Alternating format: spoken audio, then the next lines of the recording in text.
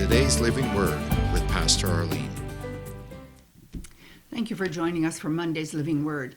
For the past couple weeks, we've been looking at the fact that Jesus said to do the works that he did, that he's not a respecter of persons, that he doesn't change, he's the same yesterday, today, and forever, and that the power is God's in flowing through us. And here's looking again at, let's look at Mark chapter 16 and verse 14. Mark 16, verse 14.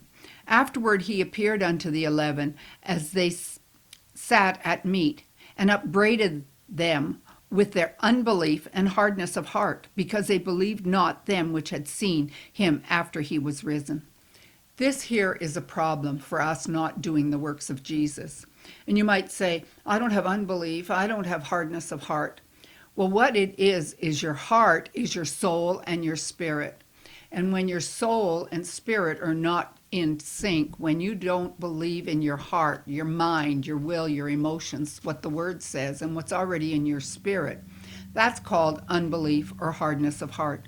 The Israelites didn't enter in to the promised land the first time around because they didn't believe that God had given them the authority and power to go in and overrun their enemies. And this is part of why we don't lay hands on the sick, why we don't do the works of Jesus.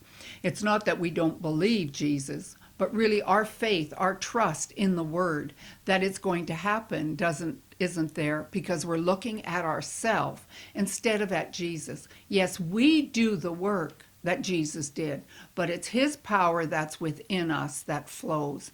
And we always have to remember we are merely the extension of Jesus, and it's his power flowing through us. So what prevents it from happening, and if we lay hands on the sick and they don't recover, it's when we look at ourselves and don't realize it's Jesus' healing power flowing through us. Thank you for joining us today.